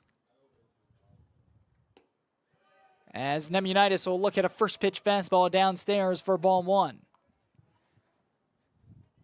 Nemunitis hit a sacrifice fly his last time up. Nemunitis just 0 for 1 on the day. He's walked and then hit that sacrifice fly. Fastball high and in, 2-0 on Nemunitis. Xander Rodriguez stands in the on-deck circle. 2-0 on Nemunitis. Popped him up. Drifting back. The catcher, Livingstone, will backtrack, and we'll watch it go out of play. 2-1 now on Nemunitis. Bottom of the sixth, 9-1. Tigers lead. They trailed 1-0. Tigers 9 unanswered. When looking across the NCAC, we talked about the Game 1 winners. Let's look at the Game 2 live stats right now. DePaul is beating Owu in Game number 2 after they beat him in Game number 1. They're winning 3-0 right now in the 6th. Denison is up 7-3, looking to complete that sweep as well in the 4th inning. And Wabash is up 6-2 against Hiram in the 4th. So all teams right now, including Wittenberg, are all looking to complete the sweep as they are ahead in their ball games. Nemunitis swings right through an elevated fastball, and it will even the count at 2 balls and 2 strikes. 1 away in the bottom of the 6th. 2-2. Rose comes set, comes to the plate. Nemunitis slashes this one down the left field line, foul. Put it good. Barreled the ball up real nice there. It just drifted foul, and we're due the 2 balls, 2 strike count once more with O'Malley trotting back to first.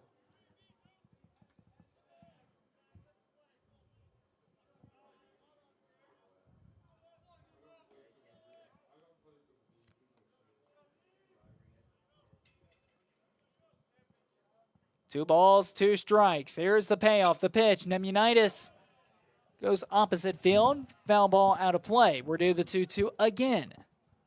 Good fight right there. Battling that pitch off with 2 strikes. Live to see another one.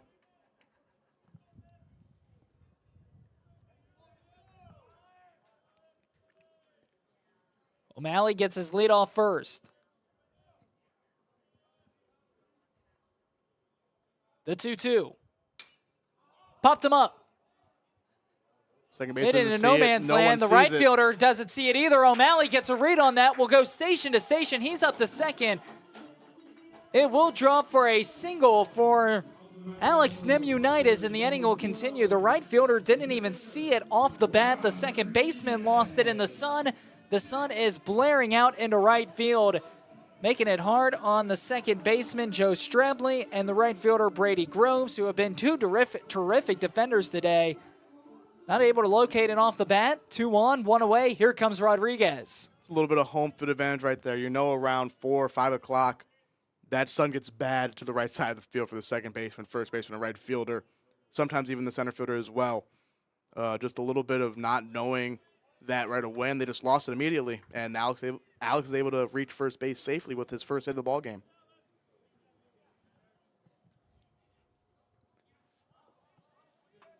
So now here comes Xander Rodriguez with 2 on and 1 away.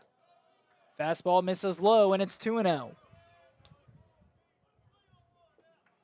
Big opportunity for the Tigers with Griskovich in the on-deck circle as well. Good hitters count right here. Wind blowing out to right field. It's been a little while since we've seen Xander take one out of here as well. Maybe we can speed the process up a little bit. Here is the 2-0, fastball low and away. As Xander Rodriguez, the freshman, gains more traction in the NCAC, you can definitely tell that teams doing their scouting report as they should pitching very carefully to Xander Rodriguez. We've seen that over the last couple of weeks, especially in NCAC play. Here comes the 3-0, the pitch to Rodriguez. Got the outside corner, although it was dropped by Sean Livingstone, the catcher, and it's 3-1.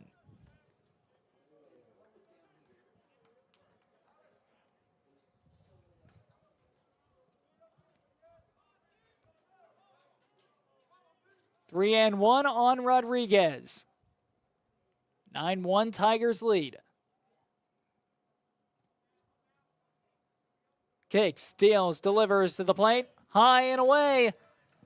Rodriguez will draw the walk, and they're loaded with one away, and here comes Griskovich.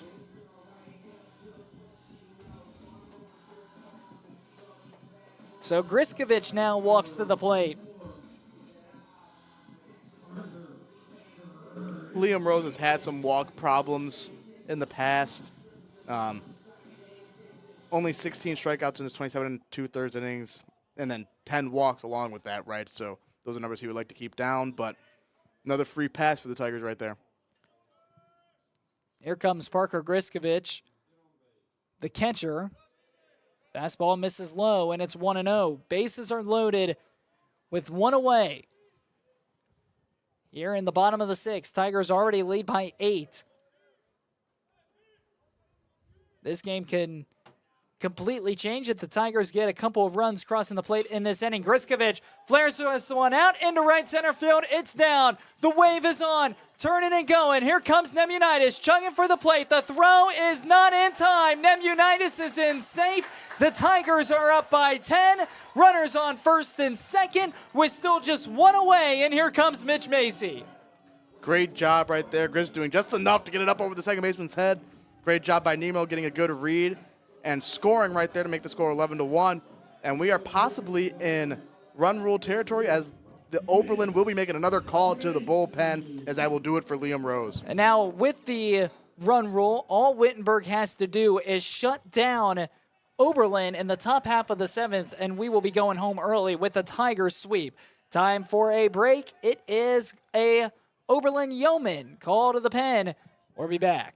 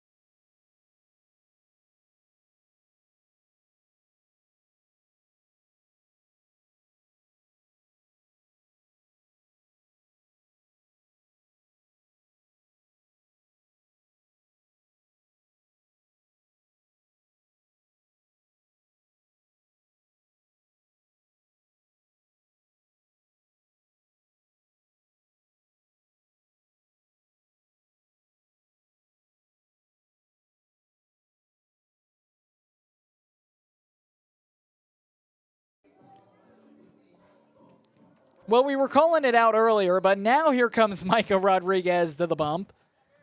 Rodriguez taking over when Luigi Smaro was actually up. They had very similar numbers. Tough to read from the press box. Now it is Michael Rodriguez. He comes into the game with a 2-on, 1-out situation with Mitch Macy in the batter's box. Misses with a first pitch fastball away. Mitch Macy got the scoring start for the Tigers early in this game. Let's see if he can bring in a run with an RBI right here. Fastball got the outside corner, and it's now 1 ball, 1 strike on the senior Mitch Macy. Put together a nice game for senior day. Charlie Schaefer is up and warming up once again in the Tiger bullpen. Macy pops it up. Over to the right side of the infield, back in foul ground. Back's giving chase, cannot get there in time. Ball will drop, and it's 1-2 on Mitch Macy. This game is now in run rule territory. All Wittenberg will have to do will shut down Oberlin in the top of the 7th to end this game early and go home with the sweep. 1-2 on Mitch Macy.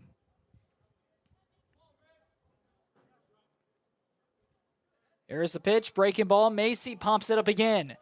Drifting back, foul ground, but out of play. And it's now 1-2. Will remain 1-2 on Mitch Macy with 2 on and 1 out. Griskovich at first base. Rodriguez stands at second. We'll do the 1-2 again to Mitch Macy.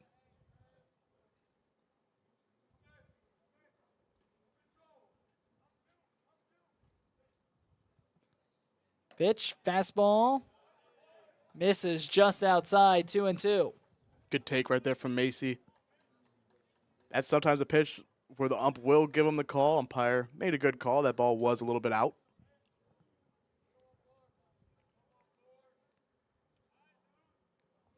The 2-2, kicks, deals, hit into left center field. It's going to drop and it's going to do damage. Rodriguez takes a turn from third. He'll head home. He'll score standing up. The Tigers get one more.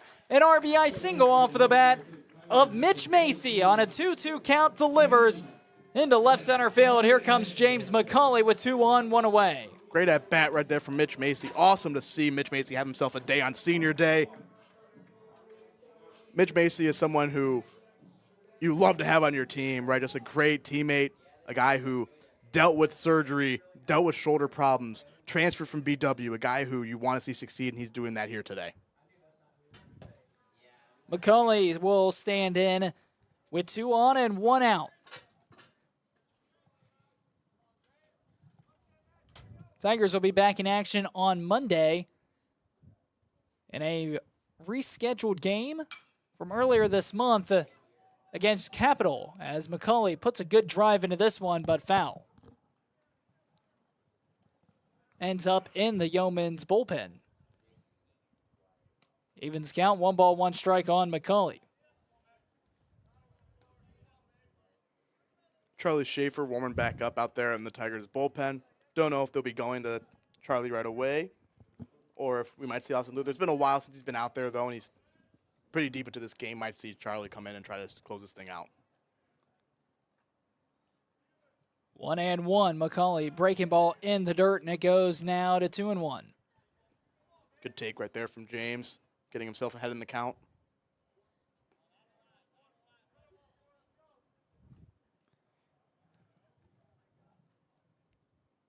Two and 1. Rodriguez kicks, deals, fastball. Fouled back into the mitt by McCauley. Also with another 5-run inning right here. This is another game now that this Tigers offense has scored double digits. 4 straight, 8 of the last 9 or 7 of the last 8, something like that. So the offense is doing what it's been doing. 2-2. McCauley belts this one left field. And left fielder backing up right in front of the track. Hurwitz will track it down for the second out of the inning. We're back to the top of the order. Here comes Seibert. Good piece right there. Just couldn't find a hole. There's a little bit of the evening out. He had that ball that dropped in between shortstop and center field. There's the baseball gods doing some work right there as that hard hit line drive is right at the left fielder. Sometimes baseball, it's not more how hard you can hit it. It is just touch Where can at you times. hit it? Where can you hit it? Can you hit it a certain amount to where it drops in between two defenders? We've seen plenty of hard hit balls here that go right at guys, and we've seen plenty as well that somehow just squeak through that are hit very soft and find the hole. And that's one of the great things about baseball as well. No matter what happens, I don't think there's any other way you can describe it other than it's baseball. 0-1 here on Seibert. Seibert fouls it back out of play. And Ben Seibert quickly behind, 0-2. For example, in like a sport like basketball, once the offense does something perfect, so to speak, does everything right, the ball's going to go in the hoop, right?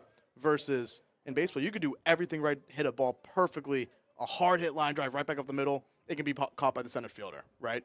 There's always a defense that can prevent, even if you do everything right offensively, that can prevent you from getting success. Here is the 0-2. Fly ball, straight away center field. Center fielder now having to give chase. It was over his head. The wind carried it all the way out to the track.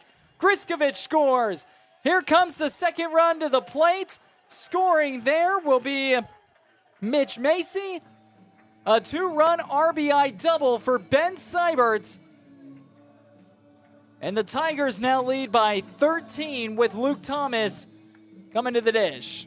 A ball that looked like it was just going to hang up and go right to the center fielder found its way, sliced in towards that right center field gap, getting all the way towards the track. Good barrel by Ben Seibert to bring in those 2 runs.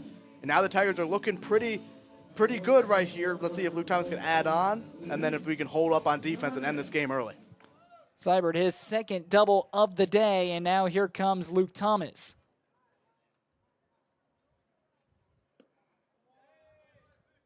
Seibert had a double back in the third. He has another one here in the bottom of the 6th. The Tigers have struck for 7 here in the bottom half of the 6th. They struck for 5 in the bottom of the 4th. Really, those 2 innings, the difference maker. Hit hard on the ground. First, Bax has it, gloves it, and inning is over. Damage is more than enough done for the Tigers. They lead by 13. All they have to do is keep Oberlin from scoring 4 to go home early with a sweep. Looks like Schaefer will get on the bump to try to close things out. We'll be back on Tiger Sports Network, powered by TKDS.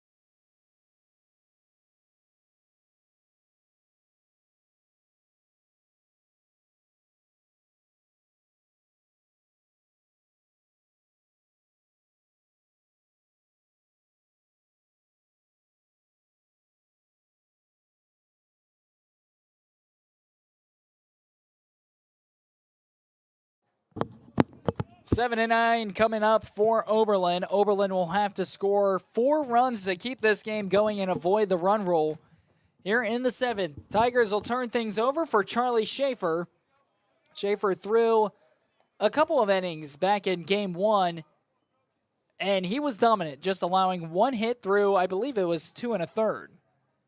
Yeah, familiar face right here in Charlie Schaefer as he falls down 2-0. A little tough spot, though, right? He just threw in game number 1, has now sat down for however long it's been in between since he's pitched, and now having to come out here and pitch again. But Tigers have the confidence in him to do so as he fires right there and gets back to 2-1 count. How about this from Austin Luther? Austin Luther, 6 innings, 6 hits allowed, 1 run. It was unearned. 1 walk, 6 strikeouts. His total pitch count was 82. Breaking ball, swing and a miss. Way out in front with Strabley. And it's now 2 balls and 2 strikes. Luther got himself out of some crazy situations, too. Like, there were times where you thought for sure Oberlin would score, and Luther was able to get himself out of those innings. Just a great performance from Austin Luther, showing why the Tigers are so confident with their 1A, 1B combo of Austin Luther and Nick Cunningham on these weekend series. And Austin Luther, a lot of the damage that was done was back in the first couple of innings. Luther, once he settled in the 3rd inning, he was lights out. 2-2, the pitch from Schaefer, breaking ball, smoked on the ground. Nemunitis can't glove it cleanly. And will put the leadoff man on, so Strabley reaches first. Tough play there for Nemunitis. They will mark it a hit in the books. And here comes Masnikoff. Zach Masnikoff will stand in. Strabley, the leadoff man, on first after the hit. The 8th hit of the day for Oberlin in game 2. First pitch fastball got the bottom half of the zone for strike 1. Yeah, hard hit right there. Tough play for Alex. I mean, nice to try to do anything with it right there. Honestly, surprisingly, he even got a glove on it, right? But good wheels moving on the line. Nothing you can really do. Topped it, dribbler down. Nemunitis picks it up, fires across the diamond for Rodriguez. They'll get the easy out at first. Advancing 90 feet up to second will be Strabley, and here comes Harry Kaplan. Good, smart play right there from Alex Nemunitis, realizing that there's no play at second base. Just get the out, play defense with the lead as well. We talk about pitch with the lead, play defense with the lead. Don't try to force anything. Don't try to make a double play out of nothing. Just get that first out of the inning. So Harry Kaplan, the number 9 batter in the order for Oberlin. First pitch swinging, ground ball to Rodriguez, who will come by. He'll scoop it, out number 2, and Oberlin down to their final out. Good play by Xander, staying down on it, eating it up and getting that second out. Now the Tigers are 1 out away from completing the sweep here. Tigers, after that Game 1 victory, 10-3, advanced over 500 for the first time since they were 6-5 earlier this season. New hitter coming in right here, number 29. That is JT Shushel. Shushel. JT Shushel. Sorry if we mispronounced any names throughout the games today. Some of you have some weird names, I always say. Right? I had a pretty normal name, always Dylan Jackson. Not many people messed it up. But anyways, we tried our best. JT is a freshman outfielder from Dublin, Ohio. So pretty close to here. The only guy, I believe, on the roster that is from Ohio. At least is what it says in front of me right here. So 1 ball and 1 strike. Here on Shushel. Here's the pitch from Schaefer. Fouled back, out of play. And now Oberlin, the Yeomen, down to their final strike in a game where the Tigers lead by 13. Tigers now, this is their 5th consecutive game where they've scored 10 or more runs. This is their 7th of their last 8th where they've scored 10 or more runs. The only one that they didn't was Game 2 last weekend where they scored 9 and beat Worcester 9-4. After these 2 games, I would assume, I haven't checked for sure, I would assume that they would be over the average 10 runs a game mark, so that's pretty remarkable for this Wittenberg team. Here is the 2-2 from Schaefer. Swing and a miss. Tigers win. Tigers complete the sweep. Tigers 2 games above 500, 14-12. The Tigers 5-1 in conference and will continue to set themselves up for success in some of their later conference matchups where they still have Ohio Wesleyan, Wabash, DePaul, and Denison. Oh, yes, and Kenyon as well. Kenyon, they had that last series. Phenomenal job of the Tigers. That is now 5 straight wins as the Tigers are back rolling. Tigers are hot. Watch out. Back rolling now, 5-1 in conference. Great to see the Tigers get rolling, and a great day here on Senior Day with all these fans. Thank you to everyone who watched us here today. So the Tigers get a big win, and they will complete the sweep in run rule fashion. They won the first one 10-3. They win this one by a final score of 14-1. The losing pitcher today was Davis Hayes. Davis Hayes went 3 1/3, allowing 5 hits, 6 earned runs, 3 walks. He had a couple of strikeouts as well. He started off the game really efficient, but that bullpen arm could not last into the 3rd inning. And getting the win on the mound today, Austin Luther, 6 innings, allowed 6 hits, 1 unearned run, 1 walk, and 6 strikeouts. On the offensive side, a lot of great performances on the offense. Ben Cyber with 4 hits today. A couple guys with multiple hits. Rocker Warrior 2 for 3. Parker Griskovich 2 for 3. Mitch Macy 2 for 3. Some great play all around. That's just in game number 2. A lot of great baseball played here today as the Tigers were able to pull out the sweep and move to 5-1 in conference play. Oberlin, they struck first in the second, 1-0 after Rodriguez threw it away into left field. That was the lone run they'd have, as Wittenberg would strike for 2 in the 3rd, 4 in the 5th, or 4 in the 4th. Beg your pardon, 5 in the 4th, and then 7 in the 6th. Oberlin, 1 run off 7 hits, 1 error. Wittenberg, 14 runs off 14 hits, and 1 error as well. Wittenberg has now won their 5th consecutive game, and they're back in action Monday night right here at Carlton-Davidson Stadium against Bluffton, which was an original makeup game scheduled for earlier in the month. So, I beg your pardon, they will play Capital upcoming. There are some people that are running on the field. I believe that they are former alumni. I don't think they are alumni. No? I think that might be part of Griskovich's crew, maybe. But Coach Brian McGee bringing him out there to go celebrate. It's Griskovich's family, I believe. Great vibes out there in the outfield as the Tigers are back rolling where they should be. Beg your pardon, they don't play Bluffton on Monday. They play them next Sunday at home. They play Capital coming up on Monday. A lot of makeup games kind of gets confusing every once in a while. So they do play Capital coming up on Monday with a 6 p.m., I believe 6 p.m. first pitch. I can double check on that. But nonetheless, Dylan Jackson and I will be here live about 10 minutes prior to the game on the Tiger Sports Network. Dylan, your thoughts? A lot of great games coming up. Good home stretch. We talked about early on this season, right? The little mistakes that were costing the Tigers. Those have been very limited now. We've seen much cleaner baseball, and we've seen the result of it as the Tigers are now winning ball games like they should be. 5-1 in conference, right? Once conference play starts, the new season, and the Tigers are now looking to win the conference and really make an impact in the conference and in the regional and further on. So once again, Wittenberg will be back in action Monday right here at home, a 6 p.m. first pitch. We'll be live about 10 minutes or so beforehand on the Tiger Sports Network, powered by TKDS. Alongside my colleague Dylan Jackson, our producer Max, I'm Jackson Lycap, the entire Tiger Sports Network crew, the entire TKDS Sports Network crew. Thanks for joining us. Tigers win them both. They sweep Oberlin 10-3 and then 14-1. Until Monday, when the Tigers face Capital, good night and have a great rest of your weekend.